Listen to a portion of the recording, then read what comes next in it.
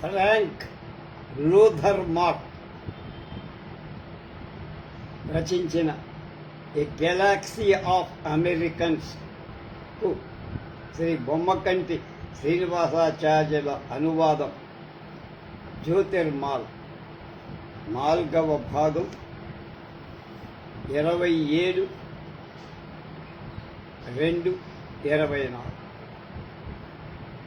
ప్రెసిడెంట్లు అయిపోయారు. కవులలో వాల్ట్ విట్మన్ను తీసుకున్నారు. తర్వాత రెండవది మార్క్ ట్వేన్ గురించి చెబుతున్నారు. ఇలా ఉంటాడు మార్క్ ట్వేన్, ఎప్పుడు ఆలోచన దృష్టి.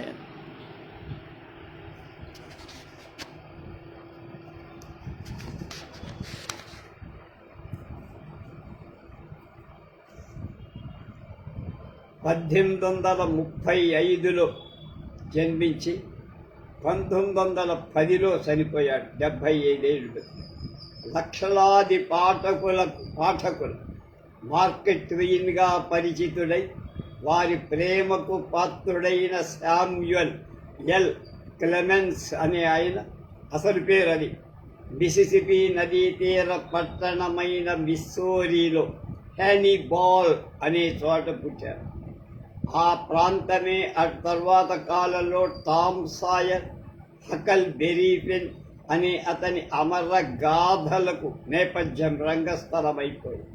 సంచార ముద్రాపకుడుగా, మిసిసిపి లాంచీల చోదకుడుగా, గనుల కార్మికుడుగా, వార్తాపత్రికా రచయితగా పనిచేసి మార్క్ చివరికి కాలిఫోర్నియాలో స్థిరపడే నాటికి హాస్య రచయితగా, ఉపన్యాసకుడుగా మారిపోయాడు. అయినా అనంతర కాలంలో హాస్య రచనను మించి చాలా ముందుకు పోయాడు.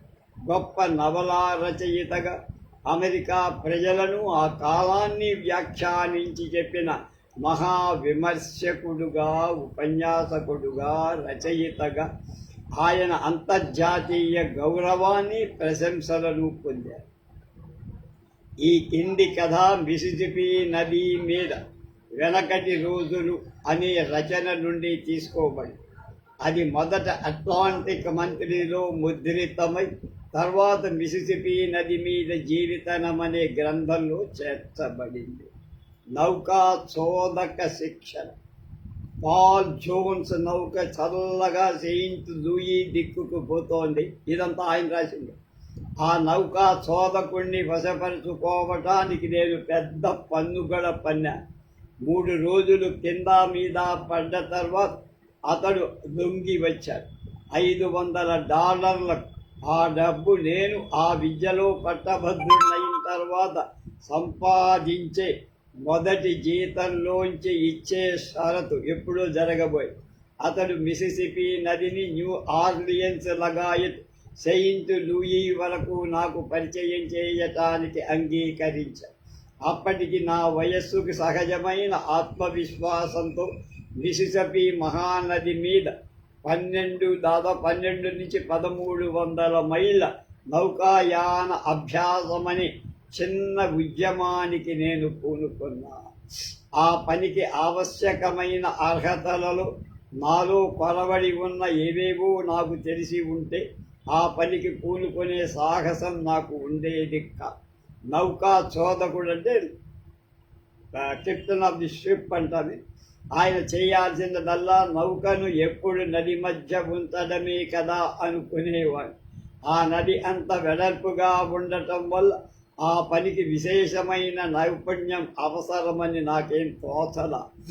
ఇదంతా మార్క్ ట్వేన్ చెప్తున్నారు. సాయంత్రం 4 గంటలకు మా నౌక న్యూ ఆర్లియన్స్ను వదిలిపెట్టింది. అప్పటి నుంచి సాయంత్రం 8 గంటల దాకా మా వంతు. మా నాయకుడైన బిక్స్బీ నౌకను గట్టు వెంట నిలిచి ఉన్న నౌకల వెనక భాగాలకు చేరువగా పోనిస్తూ, ఇంక నువ్వు నడువు, ఆ స్టీమర్లకు యాపిల్ పండందుకునేంత చేరువుగా పొనిగి అన్నారు. నేను చక్రం తీసుకున్నా. నా హృదయ స్పందన సంఖ్య 100లలో పడిపోయిందంటే బిప్పి పెరిగిపోయి. కారణం, ఆ వరుసలో ఉన్న ప్రతి నౌక పార్శ్వ భాగంలో మా నౌక రాసుకోబోతోందని నేను అనుకునేవాడు. ఆ నౌకలకు అంత దగ్గరగా పోతున్నా. నేను ఊపిరి బిగబట్టి ప్రమాదం తప్పించటానికి మా నౌకను దూరంగా తీసుకువెళ్ళటం మొదలుపెట్టా. అలాంటి ప్రమాదాల్లోకి లాక్కెళ్ళడం తప్ప వేరేమీ తెలియని మా నౌకా చోదకుడి విషయంలో నాకు చిత్రమైన ఊహలు తోచాయి. అయితే నా వివేకం వాటిని బజెట్ పెట్టనివ్వల. ఒక అర నిమిషంలో మా పాల్ జోన్స్కి ఇతర నౌకలకి మధ్య సురక్షితమైన అంతరం అంటే దూరం ఉండేట్టు మా నౌకను పోనిచ్చా షిప్ అని. అయితే ఆ తరువాత 10 సెకండ్లకు అవమానకరంగా నన్ను మానిపించేసి బిక్స్బీ మళ్ళీ ప్రమాదకరంగా ఇతర నౌకల దగ్గరగా మా నౌకను తోలుతూ నా భయానికి నిందిస్తూ మాటలతో నన్ను చిత్రవధ చేశాడు. నాకు చాలా కష్టం తోచింది. కానీ మా నాయకుడు ఎంతో ఆత్మవిశ్వాసంతో చక్రాన్ని అటూ ఇటూ ఊగుతూ ఎప్పటికప్పుడు ప్రమాదం తప్పదు అనిపించేంతగా ఇతర నౌకలకు దగ్గరగా మా నౌకను నడిపిస్తూ కౌశలాన్ని ప్రదర్శించకుండా ఉండలేకపోయాడు అతని గొప్పతనాన్ని. అతను కొంచెం శాంతించాక తర్వాత నాతో ప్రవాహానికి ఎదురు వెళ్ళేటప్పుడు ఒడ్డున వడి తక్కువగా అంటే వేగం తక్కువగా మధ్య ఎక్కువగా ఉంటుందని, అందుచేత అటువంటప్పుడు గట్టుని అంటిపెట్టుకొని ఉండాలని, నదికి దిగువన వచ్చేటప్పుడు మాత్రం ప్రవాహపు వడిని ఉపయోగించుకుంటూ నది మధ్యగా పోవాలని నాకు పాఠాలు చెప్పారు. నదికి ఎగువ ప్రయాణం వివేకరహితులైన వాళ్ళకి వదిలి నేను నదికి దిగువ ప్రయాణాల్లో చోదకుడుగా ఉండాలని నా మనస్సులో నిశ్చయం చేసుకున్నా. అప్పుడు బిక్స్బీ ఏదో విషయాన్ని నా దృష్టికి తెస్తూ ఉండేవాడు. అప్పుడప్పుడు ఇదిగో ఇది 6 మైళ్ళ పాయింట్ అన్నాడు. నేను ఓహో అన్నా. అది సంతోషించి పోగొట్టాయి. అయితే దానివల్ల ప్రయోజనం ఏమిటో నాకేం తెలియదు. అది నాకు అవసరమైన విషయం అని కూడా తెలియదు. ఇంకొకసారి ఇది 9 మైళ్ళ పాయింట్ అన్నాడు. అలాగే మళ్ళీ కొంతసేపటికి ఇది 12 మైళ్ళ పాయింట్ అన్నాడు. ఇవన్నీ నీటి అంచుకి మట్టానికి సంబంధించిన విషయాలు. ఇవన్నీ ఒక రకంగా నాకు కనిపించే ఒకే రకంగా నాకు విసుగు పుట్టేంత నిర్జీవంగా ఉన్నాయి ఆ విషయాలు. బిక్స్బీ విషయం మారుస్తాడని ఇంకో విషయాలు చెప్తాడని ఆశపడి, కానీ ఎంతకు మార్చటంలా. ఒక పాయింట్ వచ్చిందంటే ప్రేమగా ఆ తీరాన్ని వర్ణిస్తూ దాన్ని గురించే మాట్లాడుతూ ఇలా అనేవాడు. ఈ చీనా చెట్ల గుబురుకెదురుగా వేగం తక్కువగా ఉండే నీరు అంతమైపోతుంది. ఇక మనం నౌక గమనం మార్చాలి. నౌకా గమనం మార్చాం. 1-2 సార్లు అతడు చక్రం నాకు ఇచ్చాడు. అయితే నాకు అదృష్టం లేదు. ఏ చెరుకు తోట గట్టుకు తగలబోవటము లేక ఒడ్డుకు చాలా దూరంగా వెళ్ళిపోవటము జరిగేది. అందుచేత మళ్ళీ అవమానంతో తప్పుకొని తిట్లకు గురి కావలసి. చివరికి ఎలాగూ మా వంతు పూర్తయి మేము భోజనాలు చేసి పడుకున్నాం. అర్ధరాత్రి సమయానికి ఒక లాంతర్ వెలుగు మా కళ్ళ మీద పడింది. రాత్రి కాపలా వాడు త్వరగా లేచి రా అన్నారు. అదని వెళ్ళిపోయారు. ఈ అసాధారణ చర్యను నేను అర్థం చేసుకోలేకపోయాను. అర్థం చేసుకోవాలని ప్రయత్నం కూడా విరమించి మళ్ళా నిద్రపడ్డారు. అనతి కాలంలో మళ్ళీ కాపలా వాడొచ్చాడు. ఈసారి వాడి ప్రవర్తన మొరటుగా ఉంది. కంగారు పడుతూ అడిగా, ఈ అర్ధరాత్రి వేళ ఎందుకు వచ్చి నన్ను వేధిస్తావురా నువ్వు? ఒకసారి మెలకు వచ్చిందంటే నాకు మళ్ళీ రాత్రి నిద్రపట్ట తెలుసా అని వచ్చావా? కాపలావాడు బాగానే ఉంది వరుస అన్నారు. పూర్తయిన వంతుల వాళ్ళు అప్పుడే లోపలికి వస్తున్నారు. వాడి అతుదారుణమైన వికలతో పగలబడి పోవడం. ఓహోయ్, కాపలాదారు కొత్త నావికుడు ఇంకా లేవలేదా ఏంటి? బహుశా పసివాడై ఉంటాడు పాపం. నోట్లో ఇంత చక్కెర పోసి జోల పాట పాడటానికి దాదికి కబురు చెయ్యి అలాంటి మాటలు వింటూ ఉండని నేను విన్నా. అప్పటికి బిక్స్బీ కూడా అక్కడికి వచ్చాడు. తరువాత సుమారు 1 నిమిషానికి నావికుడి దుస్తుల్లో కొన్ని కొన్ని చేతుల్లో పట్టుకొని హడావిడిగా చోదక గృహం పైలట్ హౌస్ మెట్లు ఎక్కుతున్నా. నా వెనుకనే నా చర్యని గమనిస్తూ బిగ్సుబీ వస్తున్నాడు. అది కొంత విచిత్రంగా అనిపించింది. అర్ధరాత్రి వేళ లేవటం, పని చెయ్యాల్సి రావటం, నౌకా చోదక వృత్తిని గురించి ఆలోచించినప్పుడు ఈ అంశం నాకెప్పుడు తట్టనే లేదు. నౌకలు రాత్రిళ్ళు కూడా ప్రయాణంగా చెబుతాయని నాకు తెలుసు.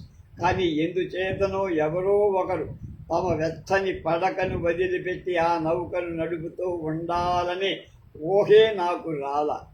నేను అనుకున్న సరదా ఒకటి నాలో అంకురించి కొత్తగా తెలిసిన ఈ విషయంలో ఏదో నిజం మిగిలిన పనుల్లో లాంటి కష్టం నాకు అనిపించి చాలా భాగం నక్షత్రాలు కనిపిస్తూనే ఉన్నా ఒకనాటి గుడ్డి రాత్రి అది. అప్పుడు మా ప్రధాన నావికుడు చక్రం ముందున్నాడు. ఒక నక్షత్రానికి సూటిగా మా నౌకను నడుపుతున్నాడు. సరిగ్గా నదికి మధ్యగా ఓడపోతాం. ఇటు అటు గట్టు 1/2 మైలు దూరం కంటే ఎక్కువ లేవు. కానీ ఆశ్చర్యకరంగా అవి ఎంతో దూరాన ఉన్నట్టు అస్పష్టంగా అలుక్కుపోయి కనిపిస్తున్నాయి. ఒక నావికుడు మా నాయకుడితో ఇలా అన్నాడు, జోన్స్, తోటల దగ్గర మనం ఆగాల్సి ఉంటుంది. నాలో ఉన్న కసంతా ఒక్కసారి పైకి ఉబికింది. లోపలే అనుసుకున్నా, నీ వృత్తిలో ఉన్న సుఖం తెలిస్తే వస్తుందిలే బిగ్సుబీ. ఇటువంటి నిశిరాత్రి వేళ జోన్స్ తోటలు గుర్తించేటప్పటికి నీ పని అవుతుంది. నువ్వు బతికుండగా ఆ తోటలు గుర్తించలేవని అనుకున్నాడు మార్కెట్ వేన్ మనసు. బిగ్సుబీ ఆ నావికుడిని అడిగాడు, ఆ తోటల ఎగువ చివర దిగువ దగ్గర ఎక్కడ ఆగాలి అని. ఎగువ చివర దగ్గరే అన్నా. అది వీల్లేదు. ఈ సమయంలో అక్కడ మూళ్ళు స్టంప్స్ నీటిలో మునిగి ఉంటాయి. అయినా అది దిగువ కొసకి అంటే దిగువ చివరికి ఏమంత దూరం కాదు. మీరెట్లాగో సర్దుకుపోవాలి. అలాగే అన్నాడు జోన్స్. నౌక మీద సామాను మోసేవాడు. ఇష్టం లేకపోయినా సామాను అక్కడ దాకా చేరయాల్సిందే, తప్పదు అని సరిగా అప్పుడే చేస్తామని. అలా అని ఆ నావికుడు వెళ్ళిపోయాడు. నాలో కసి నెమ్మదిగా శాంతి, ఆశ్చర్యం పెళ్ళుబుకి.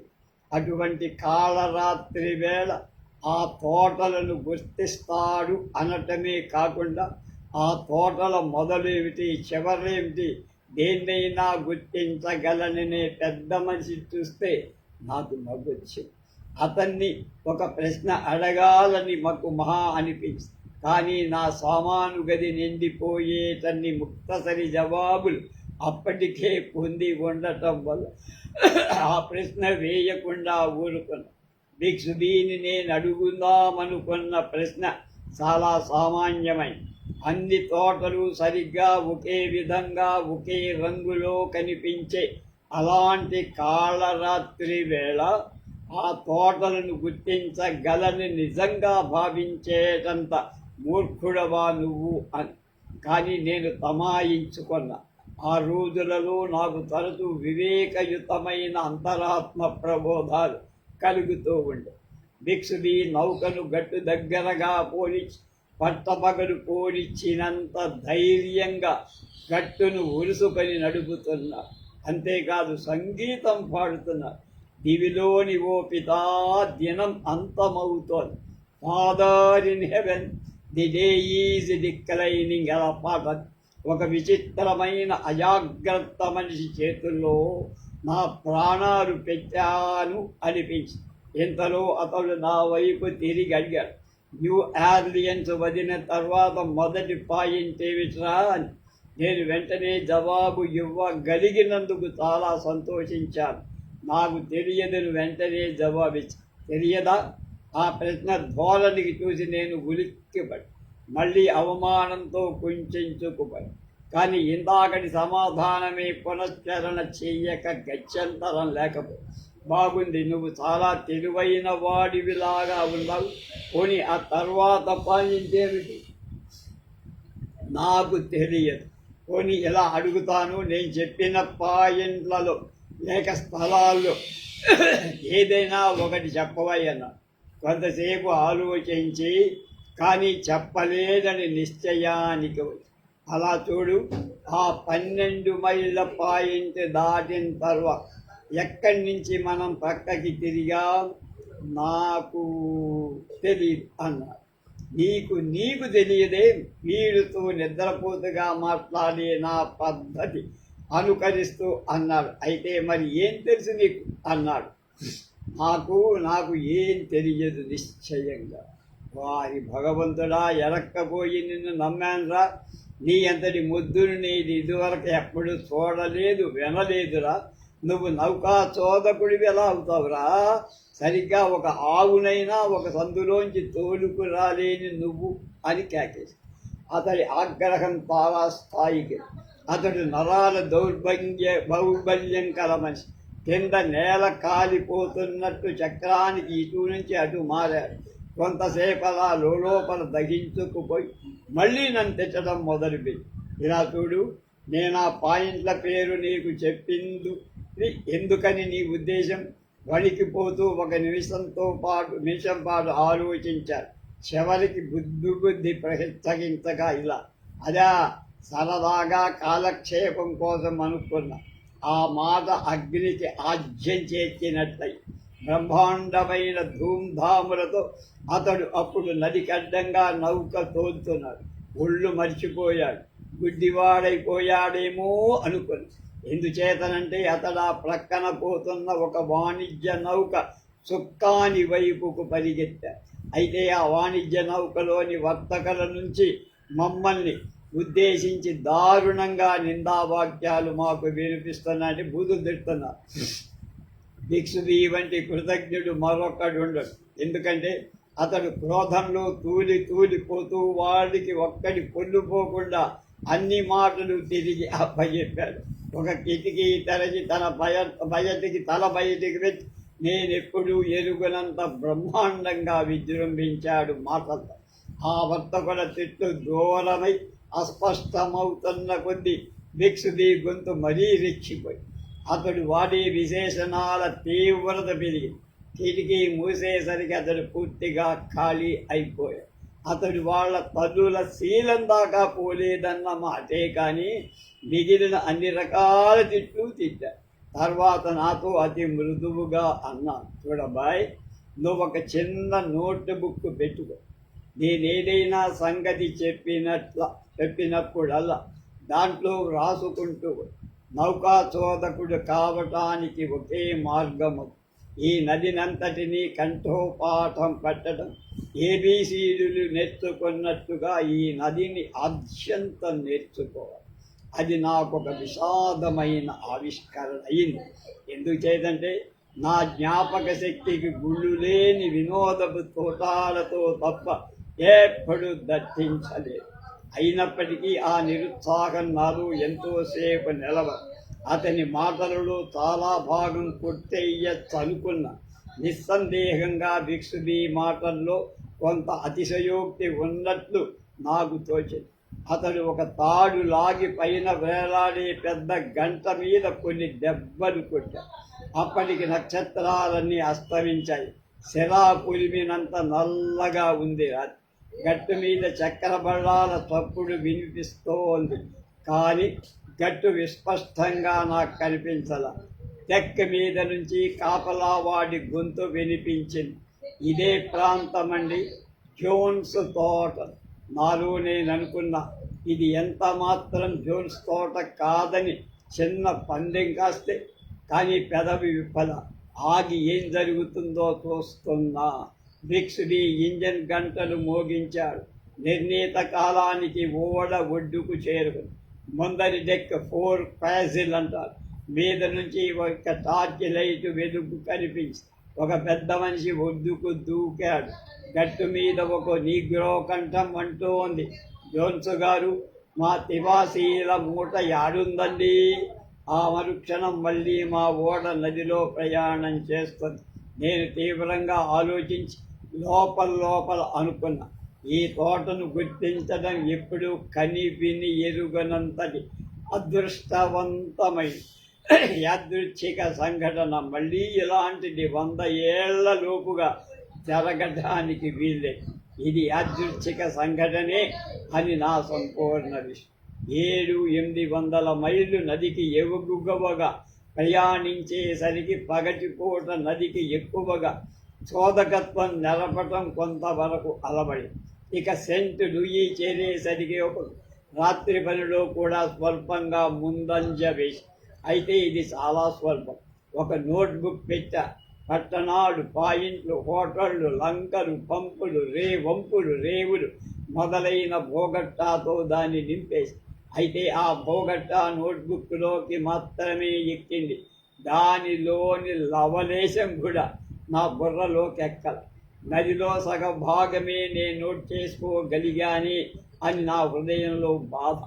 కారణం మా వంతు పగలు రాత్రి కూడా 4 గంటలకు ఒకసారి మాత్రమే. ఇక నేను నిద్రకు పడ్డప్పుడల్లా నా పుస్తకంలోని 4 గంటల వ్యవధానం మరింత దీర్ఘమై, ఇంతలో మా నాయకుడిని న్యూ ఆర్లియన్స్ పోయి ఒక పెద్ద ఓడవాళ్ళు చోదకుడుగా మాట్లాడుతున్నారు. మూటాముల్లే సర్దుకొని నేను అతని వెంట బయలుదేరి.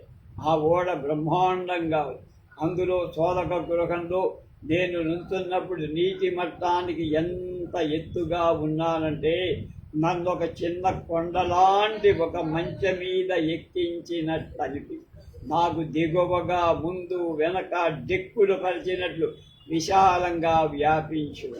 ఆ చిన్న ఫాల్ జోన్స్ నౌకే చాలా పెద్దదని నేను అలా అనుకోగలిగానా అని ఆశ్చర్యపడి, దానికి దీనికి హస్తిమశకాంతరము. ఈ పాల్ జోన్స్ మీద చోదక గృహం చవకబారుగా ఎగుడు దిగుడుగా ఉన్న ఒక డుక్, చాలినంత స్థలం లేదు. మరి ఇక్కడ దానికి ఒక దివ్యమైన అద్దాల మందిరం, డ్యాన్స్ పార్టీ పెట్టుకోవటానికి సరిపోయేంత స్థలం, కిటికీలకు కొట్టవచ్చేటు ఎర్రనివి బంగారు రంగివి తెరలు వేలాడుతున్నాయి. ఆకర్షణీయంగా ఉన్న ఒక సోఫా బాతాఖానీ కోసం, నదిని తిలకించడం కోసం వచ్చే అతిథి చోదకుల కోసం వేసిన ఎత్తైన బెంచీకి తోలు మెత్తలు, రంపు పొట్టుతో నింపిన కొయ్య తొట్టెలకు బదులు ఉమ్ము వేసుకోవటానికి మెరుస్తున్న అందమైన తొట్టెలు, నేలకు కొత్త మైనపు గుడ్డ, శీతాకాలానికి వెచ్చటి పెద్ద కుంపడి, నా తల ఎత్తున నిలువైన నగిసితో కూడిన చక్రం, దానికి కట్టి ఉన్న తీగతో చేసిన నిరోధక యంత్రం, తిల్లర్ రోప్, గంటలకు తళతళలాడే ఇత్తడి గుబ్బలు, రాత్రింబగళ్ళు వంతు మధ్యలో ఢిల్లీలు, ఐస్ క్రీములు, కాఫీలు అందించే పరిశుభ్రమైన తెల్లని దుస్తులు ధరించి నడుముకి తెల్ల గుడ్డలు కట్టుకున్న సర్వర్లు. ఆ శోభ వర్ణించే శక్యం కాకుండా ఇది కొంత సుమారుగా ఉన్నట్టు తోచి, అందుచేత తీరా చూస్తే నౌకా చోదక వృత్తి సరదా అయిందే అనే నమ్మకం, ధైర్యం కలిగే. ఓడ కొంచెం సాగిన వెంటనే ఆ మహానౌక 4 మూలలా దర్శించి ఆనందంతో ఓలలాడాలని బయలుదేరి. ఓడ ఎక్కడ చూసినా అతిథి మందిరం, డ్రాయింగ్ రూమ్ అంత శుభ్రంగా సున్నితంగా ఉంది. పొడిగాటి బంగారు మలామా చేసిన ప్రయాణికుల శాలలోకి చూస్తే అత్యద్భుతమైన ఒక గుహలోకి టన్నెల్లో చూస్తున్నట్టు. ప్రతి ముఖ్యమైన క్యాబిన్ తలుపు మీద సిద్ధహస్తుడైన చిత్రకారుడెవడితో రాయించిన ఒక తైలవర్ణ చిత్రం అందాలొడుకుతో, అసంఖ్యాకమైన దీపవృక్షాలతో ఓడ శోభాయమానంగా ప్రకాశం. గుమాస్తాగది బ్రహ్మాండం. ఇక హోటల్ పరమాద్భుతం. ఆ హోటల్ యజమాని దుస్తులు వగైరా నమ్మశక్యం కారంత విలువైన. బాయిలర్ ఉండే డెక్, ఓడ 2వ అంతస్తు ఒక ప్రార్థన మందిరం అంత విశాలంగా ఉన్నట్టు కనిపి. ముందు డెక్ విషయము కూడా. ఇక డెక్ నౌకర్లు, బొగ్గు వేసేవాళ్ళు, కూలీలు, రూస్ట్ అబౌట్స్ అంటారు. చాలీ చాలకుండా ఉండడం అనేది లేదు. ఒక దళానికి దళం వాళ్ళు ఉన్నారు. ఒక పొడుబాటి పంక్తిగా చేర్చి ఉన్న పొయ్యిలలో నిప్పు కణకణలాడుతూ మండుతుంది. వాటి మీద 8 పెద్ద బాయిలర్లు. ఇది నిజంగా వర్ణనాతీతమైన సౌభాగ్యం. ఇక ఆ ఇంజన్ల సంగతి చెప్పనే అక్కల్లా. నేను అంత ఉత్సాహం ఎన్నడూ పొందలేదు. పరిశుభ్రంగా ఉన్న ఆ సేవక బృందం నన్ను గౌరవంగా అండి సార్ అంటూ మన్నిస్తూ ఉండటంతో నా సంతృప్తి పరాకాష్ఠకు చెంది. నేను చోదక గృహానికి తిరిగి వచ్చేసరికి చెయ్యింటి లూయి దాటిపోయా. ఎక్కడున్నామో నాకేమంతు పట్టదు. నదిలోని ఈ భాగం పూర్తిగా నా నోట్బుక్లో వ్రాసి పెట్టుకున్నది. అయినా నాకు తల తోక తెలియటం. అంతా తల క్రిందుగా ఎగువకు వస్తూనే నా నదీ భాగాన్ని చూశా. అప్పుడు వెనక్కి తిరిగి చూసి అలా చూసినప్పుడు ఏ విధంగా కనిపిస్తుందో నేను గమనించాల. నాకు మళ్ళీ గుండెల్లో రాయిపడి ఏమిటంటే ఈ దుష్కరమైన నదిని నేను ఎగువకు దిగువరకు కూడా కంఠస్థం చెయ్యాలని అర్థమైపోయింది. చోదక గృహం నిండా బోలెడ మంది చోదకులు ఉన్నారు. నదిని తిలకించడం కోసం దిగువకు ప్రయాణం చేస్తున్నవాడు ఎగువ నదిగా ప్రసిద్ధమైన భాగం సెయింట్-లూకీకి ఓహియో ఉపనది వచ్చి కలిసే కెయిరోకి మధ్య ఉన్న 200 మైళ్ళ నది నిజానికి ఎక్కువ ఒలవడి కలిగింది. అక్కడ ఈ మిసిసిపి నది చాలా తరచుగా ప్రవాహ గమనాన్ని మారుస్తూ ఉంది. అందుచేత వరుసగా ఒక వారం రోజుల పాటు రేవులో నిలిచిపోవాల్సి వచ్చిన ఓడల తాలూకు చోదకులందరూ కూడా పైలట్స్ ముఖ్యంగా కెప్టెన్స్ అంతా ముఖ్యంగా ప్రవాహం ఒరబడి ఎక్కువగా ఉన్న కాలంలో ఎప్పటికప్పుడు కొత్తగా నదిని చూడటం కోసం కెయిరో దాకా దిగువకు ప్రయాణం చేస్తూ ఉంటారు. తరచు ఎక్కడా కిరాయి తగలని దురదృష్టవంతుడైన చోదకులే ఈ నదీ సందర్శన యాత్రకి బయలుదేరుతూ ఉంటారు. వాళ్ళ ఒకే ఒక ఆశ ఎక్కడైనా కిరాయికి దొరక్కపోతుంది. అందుచేత వాళ్ళు ఏ విఖ్యాత చోదకుడికైనా హఠాత్తుగా జబ్బు చేస్తే కానీ మరో కారణం వల్ల ఒక ట్రిప్పుకైనా తమకు అవకాశం లభిస్తుంది కదా అని కాచుకొని ఉంది. కానీ అలాంటి వాళ్ళలో చాలామంది దిగువకు ఎగువకు కూడా నదిని సందర్శిస్తూ ప్రయాణిస్తూ ఉండడం నిజంగా తమ చోదకత్వానికి లభిస్తుందని ఆశ వల్ల మాత్రమే కాదు.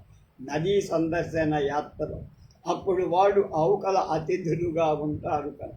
ఒడ్డున ఉండి భోజనాలకు ఉబ్బు వ్యవసాయించడం కంటే లాభదాయకం.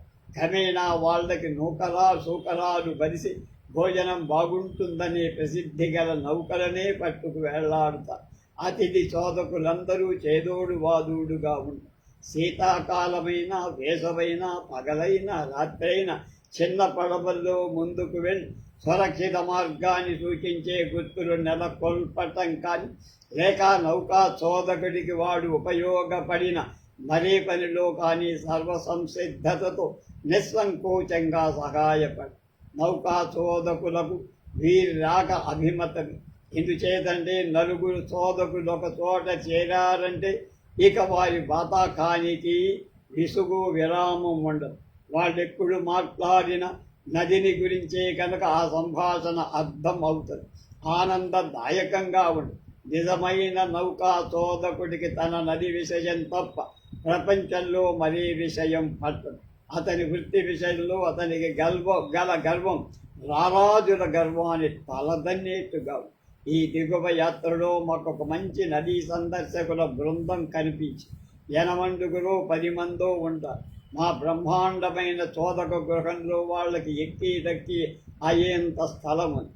వారిలో 2-3 మాత్రం మెరిసే సిల్కు టోపీలు, ముందు భాగాన పనితనంతో పుట్టిన విలువైన చొక్కాలు, ఆ చొక్కాలు వజ్రాలు పొదిగిన పెన్నులు, చేతులకు మేలిమి చర్మంతో తయారైన గ్లోవులు, ఖరీదైన బూట్లు ధరించుకున్నారు. మంచి ఇంగ్లీషు మాట్లాడు మనుగడకి లోపం లేని వాళ్ళకి, చోదకులుగా గొప్ప ప్రతిష్ట కల వారికి ఉచితమైన టీవీతో ప్రవర్తిస్తారు.